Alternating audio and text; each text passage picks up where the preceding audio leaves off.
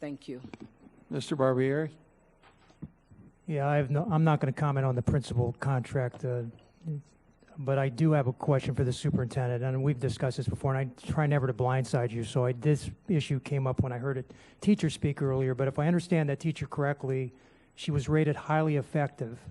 She was non-reappointed. And we've discussed this in the past, you and I, and my question is, if you and I both know that there's some administrators in this district that don't meet up to where they should be,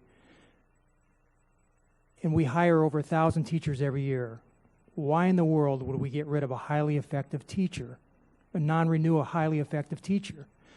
You know, if there's a personality conflict between the administration in a school and a teacher, but she's rated highly effective, he or she, then move the teacher to another school where they don't have the same problem with the administration. But I just don't understand why we allow principals to non-renew effective and highly effective teachers when every year we have to go out and find new teachers and hope that they will be effective and highly effective, and we actually have teachers that are being non-renewed that they've already been proven to be effective or highly effective. I just don't understand why, Mr. Superintendent, you allow that to continue. Well, we've delegated that authority to principals. Quite frankly, Mr. Barbieri, if the board, wants to get into the mix about, micromanaging school-based decisions, then I think that's something we need to put on the table and have a discussion about. But right now, the principals have that delegated authority, and it falls within policy and regulation. So if folks want to think differently about that, I have asked Dr. LaCava and the team to take a look at, the competitive process after an individual has been given a non-renewal, make sure that they have the opportunity to have a competitive, opportunity to speak and be honest about, hey, look, things didn't work out at this school. I'm highly effective. Here's my data. Maybe it was just, as you said, a personality piece. I don't know. I'm not speaking about this individual case. I'm just saying in general, with the number of people we have, there is a cost to recruiting people. There is a cost to time and effort, and we are facing a teacher shortage in this state and across the country. So I'm happy to work with Dr. LaCava, not only on this particular case, but also trying to get a sense of the process that's available that's fair and that people feel good about. All right. I just follow up, if I might, Mr. Shaw. I don't believe the board is micromanaging when we have a concern that the district is terminating highly effective and effective teachers. I think that is not micromanaging. It's a question of the administration of why do we allow that to happen. And I apologize. I meant like from an individual standpoint, meaning an individual teacher. If you're talking about policy, that's well within your purview. I'm just saying individual issues and concerns that would be brought forward where board members would get engaged with individual issues. It's a policy matter, then maybe we need to go back to the table and make sure that there's something there that's equitable and fair so that people don't feel like, quote unquote, they were blackballed. I understand. Thank you. Mrs. Brill and then Mrs. McQuinn. Thank you, and I think that what you just ended with, Dr. Vosa, maybe addresses my concern. When we non-renew an employee, do we not provide them with a reason? So by contract or policy, I don't know what the right word is, correct me if I'm wrong, Ms. Rico, they either can provide a reason, but they don't have to. And oftentimes they don't. Well, as a follow-up and as a former HR person, I think that every person deserves the right to know why they're non-renewed. And if it is a personality thing or it's just not working out, then they'll have opportunities. But that concerns me.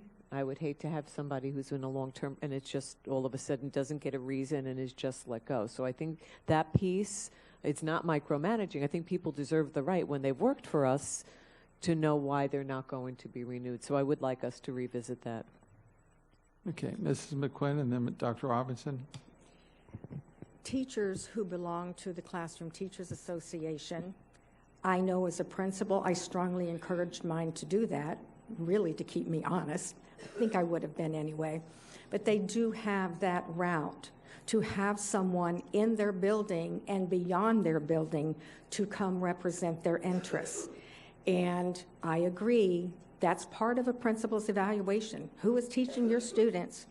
That's going to be your success or not.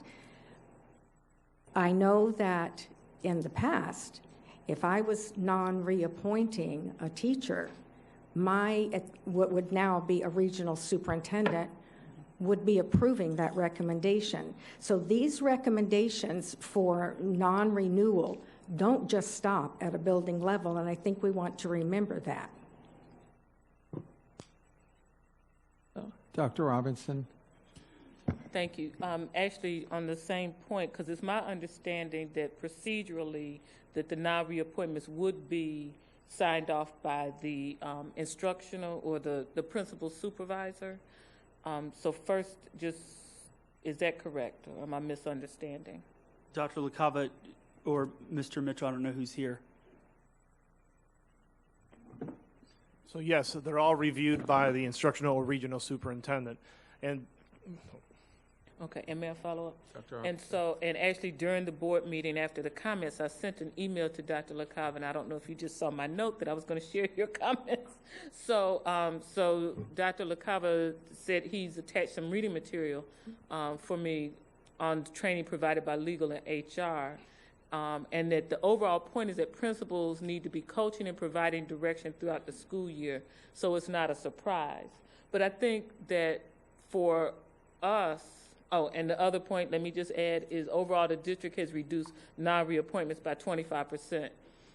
So let me throw that in. But at first blush, it doesn't make sense to me, maybe to us, to be deemed highly effective and then be non-reappointed.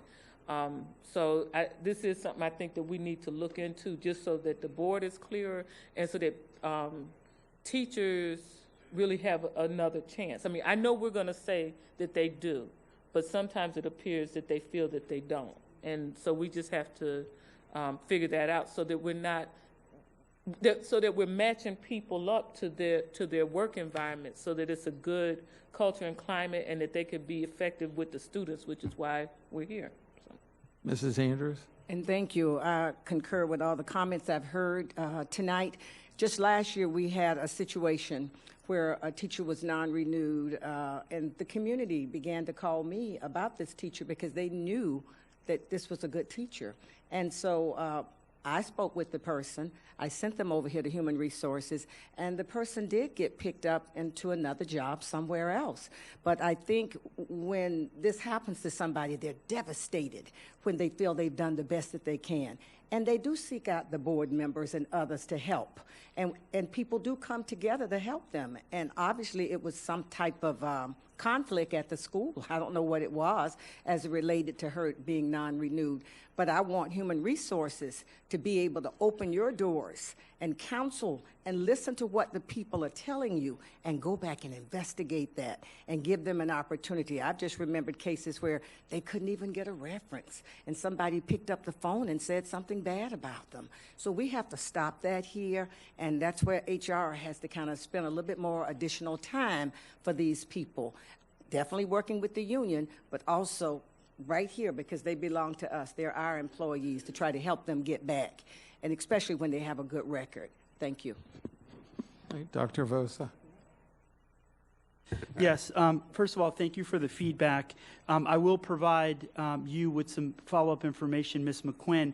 I want you to know that it's the reorganization, to the best of my knowledge at this point, was completely cost neutral. I reduced an assistant superintendent position, and I cut the chief of administration office position and a variety of others, and I'll provide that written information to you because that's also always my priority, particularly in environments where there's such low amount of state funding. I've got to work within my budget. We did the same thing last year. We never took a dollar out of any of the departments or schools. In fact, if anything, we pushed out additional dollars from Title I, and we'll continue to look at that. So I'll provide that in writing for you. I do want to be very clear. It's my opinion, and we've moved forward on this, that assistant principals from this period moving forward will not have multi-year contracts, except when we make a move like we did out at Lakeshore, where we bring in a turnaround principal and we tell that principal to pick 2 or 3 of the best APs that he or she knows. Those assistant principals will be given a 3-year contract, because that's the kind of tone that we want to set, that people understand you take on the hard challenge, you're going to be rewarded with a 3-year contract at the assistant principal level. As those people matriculate through the process, all APs are going to go on annual contract. We're the only district that I know of, and I know a lot of districts. I don't know one in Florida that provides 3-year contracts to assistant principals. And to be quite honest with you, I have the ability right now to give a principal a 1-year contract or 3. We were actually trying to do what was right by providing criteria. I apologize if it caused confusion, and I'll be happy to work with our principals, that actually having criteria makes it a lot more clear than it does right now, which is, look, you talk to a board member, I'm upset with you, I'm going to give you a 1-year contract next year, I'm not going to renew it. We're going to make it clear, and that criteria was omitted from that, and I own that. So we'll make sure that those folks know that.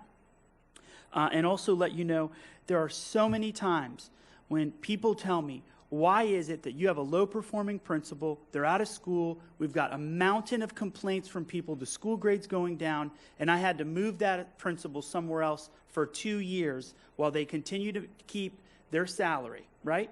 And so for a teacher who says, now wait a minute, the state took away my ability to have a continuing contract, parents who say to me, why are you doing this?